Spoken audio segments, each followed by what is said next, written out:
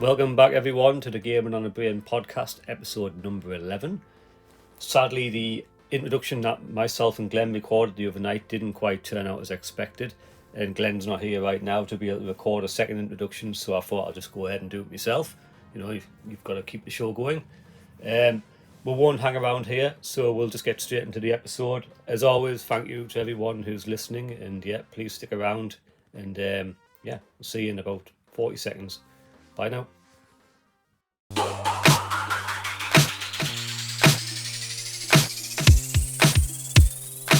You've got Gaming on the Brain.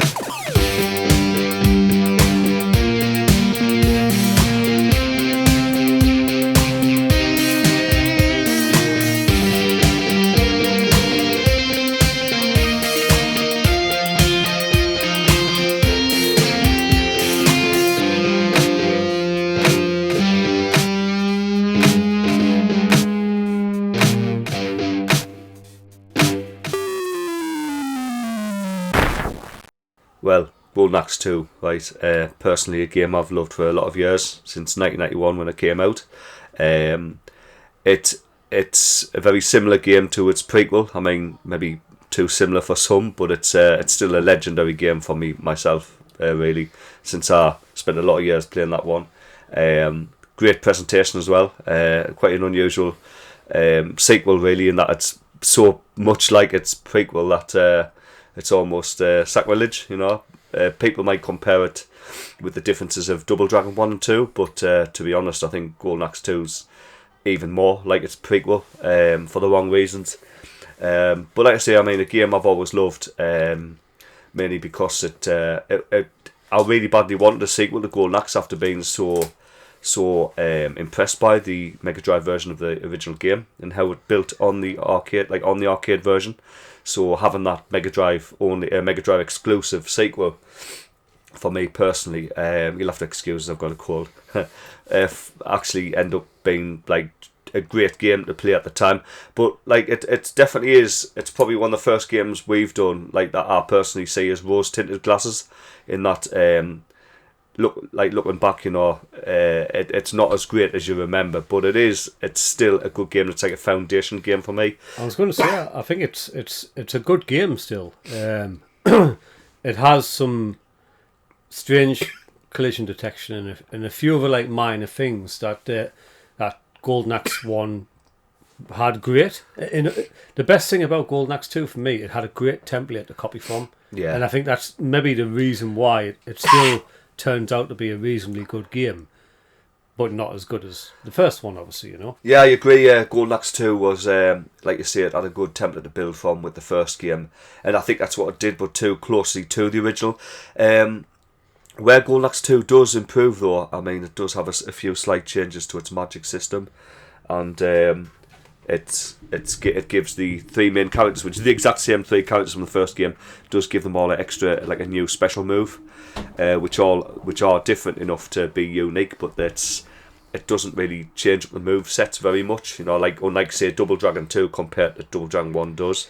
Yeah, you've got the same. It's even the same contextual distance calculated, like hack slash, knock on the head, throw, that kind of thing. There is a little bit more of a nuance, so that lets you like throw people sooner, or it lets you, the combos aren't as strict as in the first game, as in like you don't have to like slash them twice and then you're using the hilt of your sword. You can kind of just stun them, can't you, and then like walk forward, grab them and throw them. And the throw, you said earlier, didn't you? The throw does a tremendous amount of damage when you, because in Golden Axe 2 on the Mega Drive, when you throw someone and they hit another enemy, like in Streets of Rage and other popular fighting games, it actually knocks the other enemies down. Yeah, and it does a massive amount of damage, so it's really worthwhile using, Yeah, it doesn't do that in Golden Axe 1 or Golden Axe 2 Avenge Your Death. Yeah, which is surprising. I think it does in Golden Axe 3, but it does, but it doesn't do as much damage, so it's not as noticeable with Golden Axe 2 though. But it's like it's a very useful mechanic that they've added in, and it's I would totally recommend, if you're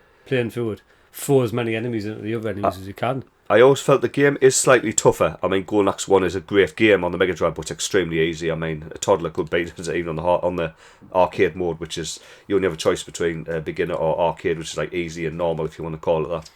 And the normal mode is quite easy to beat, and if you know your way through it, it's nothing.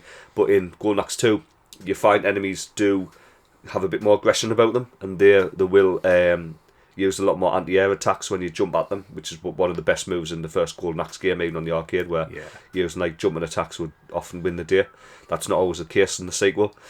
So there is some changes to the general gameplay and the difficulty. Not enough to make it totally unique, but I say enough to just tweak the difficulty a bit. I mean, I still wouldn't call Golden Axe 2 a hard game, even on the hard mode. It's not a difficult game, but I played it again today. I found that the enemies do put a bit more of a tougher fight than in the first game. Yeah, they seem to have more health as well. How much do you reckon the developers of the first one were involved with the second one? I don't. To be honest, I'm not.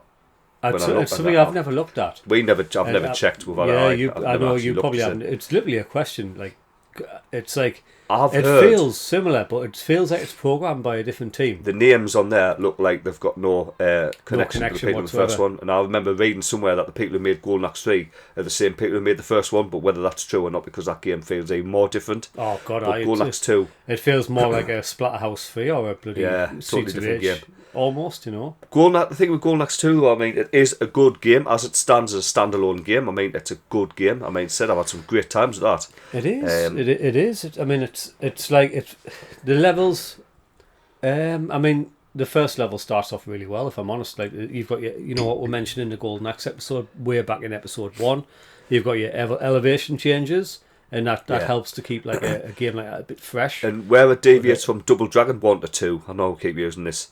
It's a good analogy though, because it is. In those it takes two the games, template, it is definitely. It changes things a little bit. It changes the enemies out. Yeah, the levels. But the game itself is basically the same game. Yeah, I mean the levels are definitely like slightly different as far as like elevations and areas are, but like you've got pretty much the same amount of levels and the structure remains the same.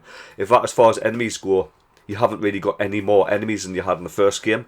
You've got replacements for those enemies. It's like sprite swaps, isn't it? Yeah, almost. I mean, there's some little nuance, some little changes in how they attack and how they move. I mean, you've got a guy that looks identical to the Longbones, and you've got like a Henninger replacement who's got 2 clawed hands now, which actually looks quite cool. Yeah, it's basically Freddy Krueger, but that's back in Stone Age times. Well, the Iron Age times. If you want to call it that. I mean, the skeletons are still there, but they're packing sides now, which actually is a little cool twist. So packing what? Sides. Yes. So that's a nice little change, nice little twist, and they're quite tough as well again. Now, instead of the women, now you've got these hell lizards. So they're actually quite tough, and you fight a group with them at the end of stage 3 as the boss. So. And they do put up a good fight, so it's interesting. But I want to mention the magic system as well, which is a good improvement. You can have special or normal, and if you put the special magic option on now, it means that you can use each individual spell book that you pick up, because that's what you pick up now instead of little magic jars. You have to beat up these wizards to look just like I was going to say Orko from He-Man, but they look more like Jawas from Star Wars. So you beat them up and they fight back now in this game. Some of them even fight back. Fire like projectiles from the staff. And the wacky with the staffs and that. And they can ride on dragons as well, funny enough. They can ride on the Bizarrian. So they put up a bit of a fight this time. And but they drop magic books during the levels, and they drop meat at the end of the levels as well for you to use as health. Like, sorry, Glenn. Sorry, everyone. Glenn's really suffering today. He's come down with the mother of all man flus. I don't know what it is. So yeah, if you can hear his voice going and breaking, let's keep it raw. Cracking. Let's keep it raw and ready. We're probably going to keep this one short because I don't know how long he's going to last. But we'll do our best. This is a Gaming on a Brain Enterprise. Yeah. This is what we're doing. This is what we're doing, and we're still trying to give you what we can. Yeah. Even when we're dying, we're still going to be here for you and guys. And I insisted, by the way, on doing Golden Axe 2. He says, "Look, we'll leave it for this week." I said, "No, let's crack on. Let's do it anyway. It's a game I've wanted to do. I do want to do Golden Axe 2 because it's on the list." A further apology if you can hear the metros running past. I had to open the window because I didn't want to get his germs. So yeah, he's probably got them already. So it's I probably have. I already feel ill now just thinking about it. But yeah, this show must go on, Glenn. Isn't yes, that right? Absolutely. Now I want to discuss the new Bizarrians actually, and there's 3 types, just like the first game. This is where the game actually rebalances a little bit, and this is a good little feature of GA2 that actually rebalances it from the original arcade game even. But you've got 3. They're still called Bizarrians. I read in the manual. So you've now got the green dragon, the red dragon, and the chicken leg. Now, I'll start with the chicken leg. That is very similar to the original chicken leg from Golden Axe 1. It's done a typical I am 2 now fashion though, because it's got two legs. Got two tails. It's now, yeah, so it's swing when you press the fire button, swings in both directions. Personally, I find it one of the most irritating things ever, so I try not to use it. Really terrible. But it does hit enemies on both sides if you choose to use it. Now you've got the green dragon, which kicks in front of it, so pressing the attack button launches like it turns around and kicks you in the face, a bit like a horse or a donkey or whatever you want to, and it's it's quite lethal actually. I found that more lethal than the chicken leg because you know where you're firing, where you're aiming. Now, what could be considered the most powerful of the three is the what's called, I think it's called the fire dragon, not the red dragon, and that breathes a line of fire. And instead of like firing fireballs across the screen or the jet of fire that the blue dragon did in the first Golden Axe, this one fires a straight flame forward, but the collision detection isn't always perfect, and I think this might have been deliberate, because occasionally the enemies sort of get through it.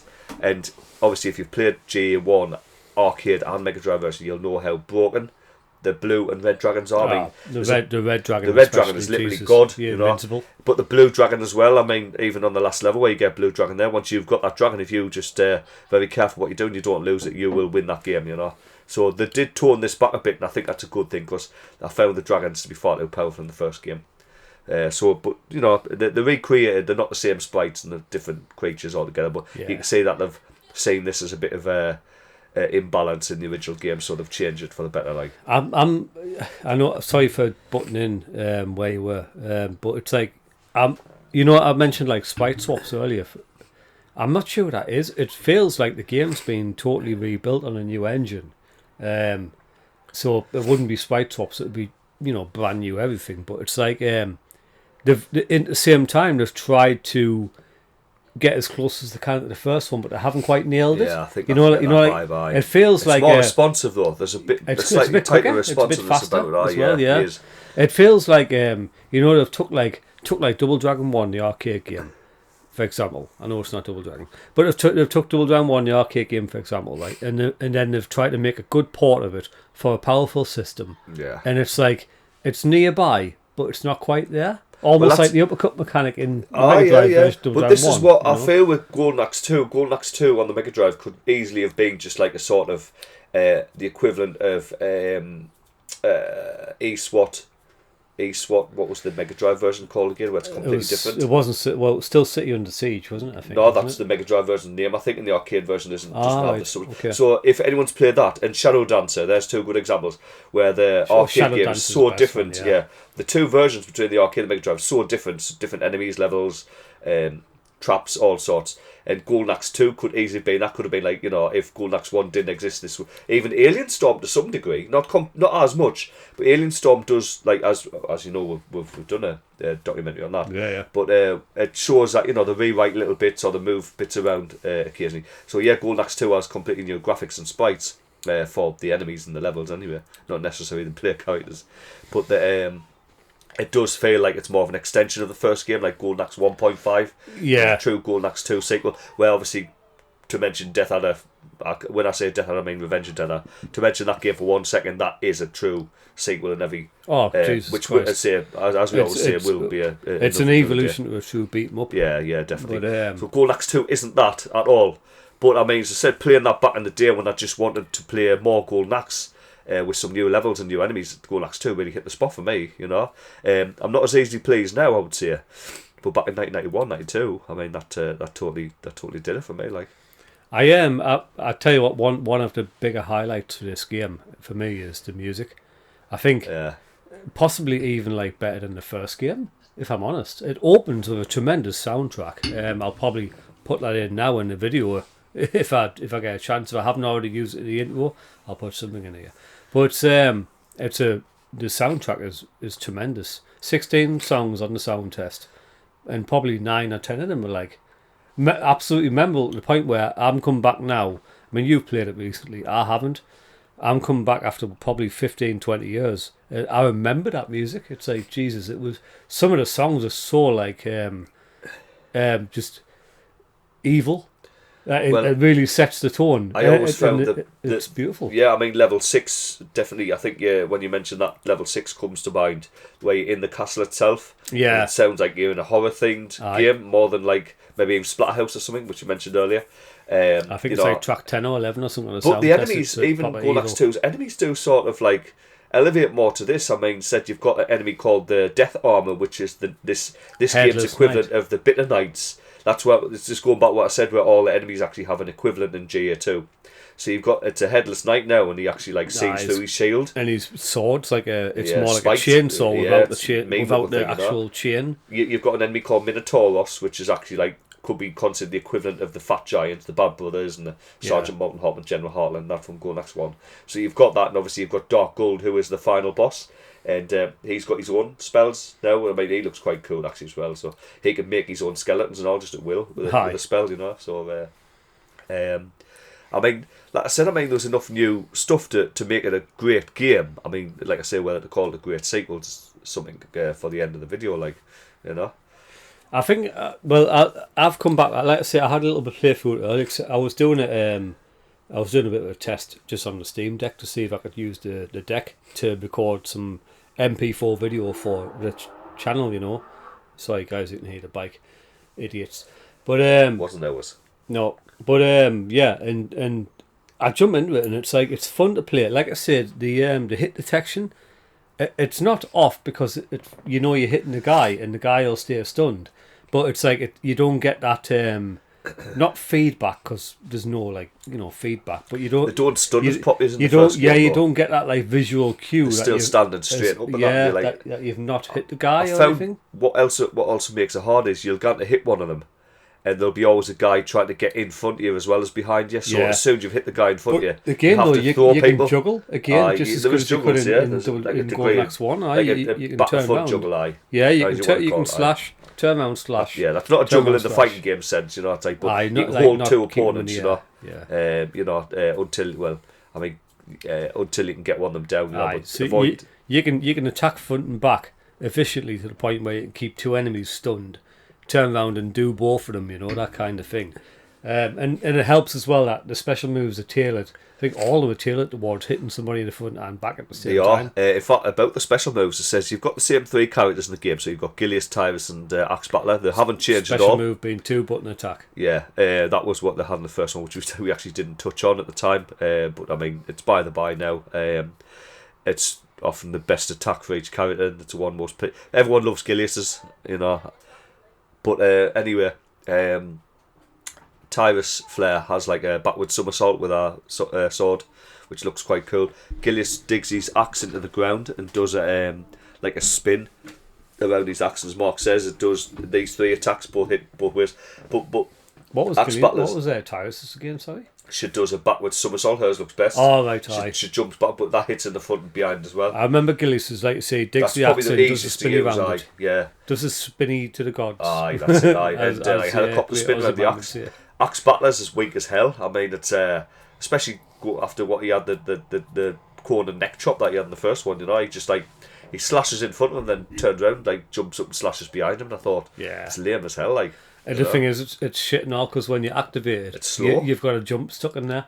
So it's like you're coming down somewhere. Where are you coming down? If you do it on the edge of a ledge, you're probably screwed. You'd be off the ledge. It's just like I just thought, not great. Like I didn't have much thought of being given that. Other ran out of animation frames to do his, so not the best special attack there for a character like. What size cart was it? What size cart? Christ, I'm going to say 8 meg. I don't know exactly what I said. I'm going to Google it. Very, very surprised it would be bigger than the first. In fact, Goldax 1 was 4 meg, I think. Street Rage 1 is. Goldax 2 cart size. Keep talking. I'm just checking on the card size. Yeah, it's like I say, I mean, they both weren't very big games. I believe Goldax 3 itself is only 8 meg on the Mega Drive, and that came out in '93. So it's pretty small game, like, you know. I've managed to find the physical dimensions, but not the. That'll be right. It's got a dual mode though. It's got a dual mode like the first game, and that's just as fun as the first one, where you've got 15 battles now. You can play in 2 players as well, so you can have like a versus mode, sort of like pre-Street Fighter 2, you know. It's never going to beat SF2, like, you know, or even early Mortal Kombat. But it's if you want to be able to beat up your mate, then it's there. I watched Glenn do it earlier, and it's not as doesn't look as varied as Golden Axe 1, but still a good. It's the fact that they've included it is like the single player duel. I mean, it's got the different enemies in there. You'll just fight different groups of enemies at once. It's usually quite easy. I mean, Alien Storm has a very similar duel mode, and that one's really hard. It gets solid by the end because you run out of energy. You need that to be able to use your main weapon. So obviously, there's only 9 battles in that game, and since it runs out by about the battle 7 or 8, you're pretty much stuffed. Like, where obviously that doesn't. That's not a thing with Golden Axe. Like, Golden Axe 2. So yeah, Golden Axe 2 weighs in at 4 megabit again. Yeah, Glenn, it did, yeah. Same as first one, Yeah. which makes sense considering it's pretty much Still the same kind of game, game, we didn't start seeing. I mean, Street Fighter 2, 16 megabit game, which was like obviously massive for the Mega Drive at that time. Like, it wasn't quite anywhere near like Neo Geo sizes. No, but, I really feel though for this game. I mean, yeah, they took the template of the first one, maybe screwed up a little bit on the engine, but still feels like a good game to play through. Okay, but the sound and the music, more the music than the sound, they really did a fucking sterling job on this, man. Well, I say it's a very playable game. Aye. Like I say, for me, I keep coming back to that music, so I always remembered. Like sitting watching you play like GA2 back in the day when we had one joypad and a Mega Drive, and it was like I remember that music now from back then. It was just so good. It was like, wow, they really hit this. There's a lot of drum beats in it, isn't it? It overuses, but in a good way. That drum beat, like the like level 3 is the one where it really goes to town. But it does fit the game, like something the first game didn't use. I mean, not to that extent either. I'll splice some in throughout the video and like just break it up a little bit. Yeah. But it was great. I really enjoyed it.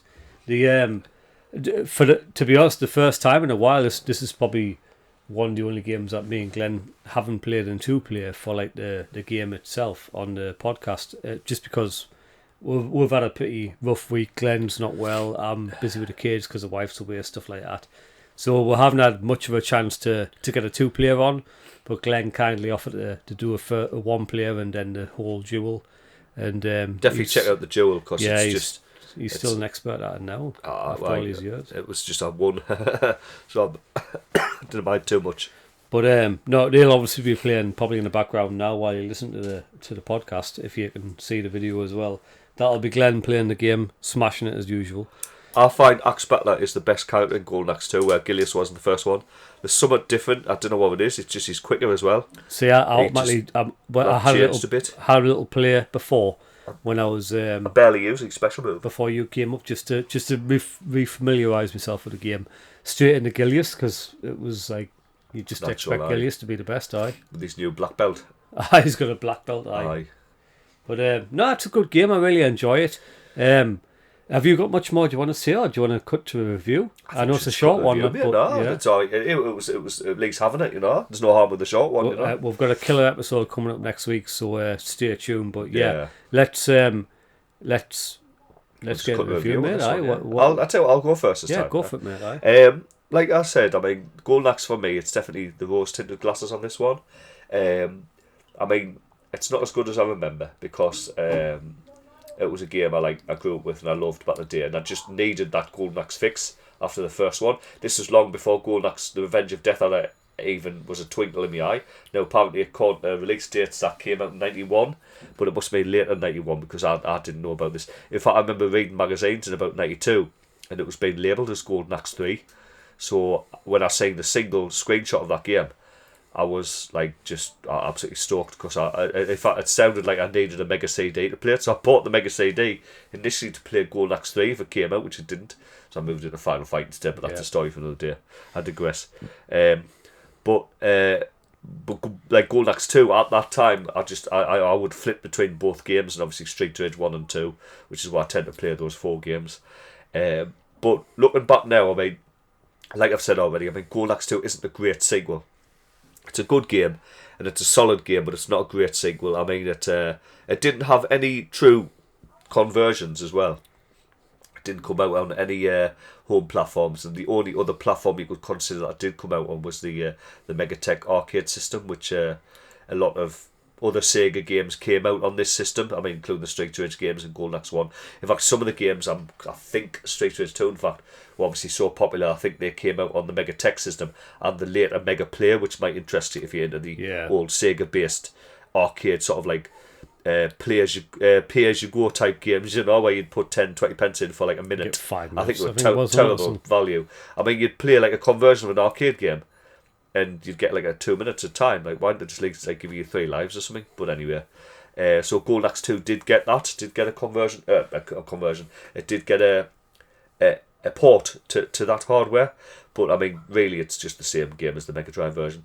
And as I say, not a perfect game, not a perfect sequel, but still solid, and still I thoroughly enjoyed going back today to have a little blast and to play through the arcade mode and play through the duel again. And but my review reflects that it's not perfect, it's not a great sequel. I give it 7.5, which I still think is a pretty solid solid score.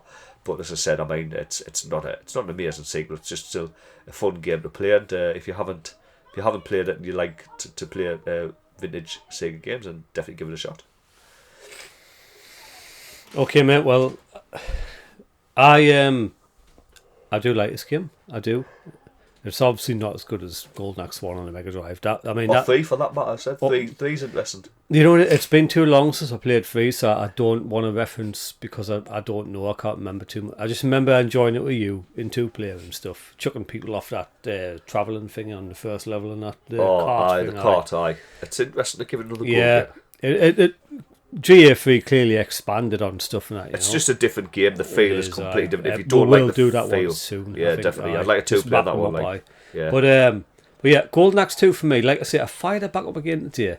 I played through the first couple of levels just to test the new video capture and stuff like that, and it was actually enjoyable. Other than it doesn't feel as well put together as GA1, which we've touched upon, you know. I think as well because we're so impressed by the improvements and changes and the stuff, the extra material that GA1 was just so good. It was like such a perfect port for a 16-bit console. You know, it was the highlight it was a flagship, for me of the 90s. It won the highlights in the 90s, you know, other than alcohol and women. But it was like, yeah, a really, really good game. Absolutely fantastic. But GA2, it didn't have that same, like, what was it, 1991 you said? 91. When did Mega Drive GA1 come out? It was 1990, so I think, 1990 was so the release. 1 year feels about right. From basically take the game that was there. I got the impression it was a quick release. Slightly refresh it, cash in on what it had before, kind of. So that's probably the best way to explain it. It feels like a cash in on GA1. I mean, it's hardly a Strider 2. It's hardly a Strider. Aye. You know, Returns, or whatever which title you want to go by. You mean the shit ones? Which is made by, made by the Japanese team, right? Oh, no, Strider 2. Yeah, it's not like the Strider 2 bollocks that came out. It's a true sequel. It's a good game. It plays near enough, close enough to Golden Axe 1. It's not as good as Golden Axe 1 because GA1 was a freaking masterpiece back on the Mega Drive. Golden Axe 2 is definitely a more than passable game, in my opinion. The music is a massive highlight. The sound effects are quite good, although some of the death screams are a bit touchy. Do you know what? That's where I've always felt GA2 feels a bit the sound effects. I think it crap. Like, I didn't like the screams. The slash sound and when you hit people like just sounds like it's metal, like metallic and that. But it probably would be. But if you can look past the minor issues, there's a good game in there. It really is. And for me, it's I reckon a 7 out of 10. It's above average, definitely above average. Definitely worth your time if you've got 25 minutes spare, as you'll see on the gameplay video. It's a short enough game to play through. It's not like you're burning through Street Race 2 or Final Fight an hour or that. There's no need to go through as all 3 players or anything like that. The endings are all the same, that kind of thing. Yeah. But it's definitely worth your time, so I would recommend playing through it. Glenn, I'm sure you would too. And absolutely, aye.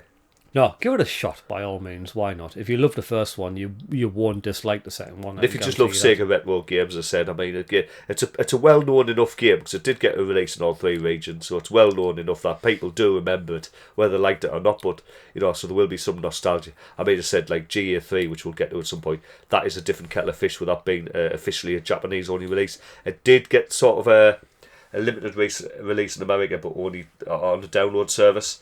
So it's still a game that some people have never even touched, at some point. So definitely would like to, when we get into that game at some point, I'd like to go into that in a bit more detail, like. But I think it's about time to wrap it up, mate, and tell everyone we love them. So with that, boys, girls, thank you for joining us once again. If you've made it this far, especially thank you. Yes. As always, please leave us a like, drop us some comments, let us get involved and have a chat. We've got a Facebook group here, a Facebook profile, Gaming on the Brain being all together. Come and join us, add us as a friend, we're going to have a chat on there. We're going to start a Facebook group soon, which will be a free-for-all, get involved, have a chat. We've got quite a few members already on there, so it'll be quite good. And look, we love yous for watching and for listening. We appreciate the support. Yeah. And please, we'll hope to see keep you watching. See you back here next week for what should will be an absolute barnstormer, like. Oh God, we've got a special guest coming next week, and it's going to be a good one. It's a special guest who's a good, and on that bombshell, he's a fun guy. We're going to enjoy it. He's not a mushroom. It's nothing to do with Mario, but it'll be fun. So hopefully we'll see you all next week. Okay, take care. Enjoy your weekend. We love you. Take care. Bye now. Bye bye.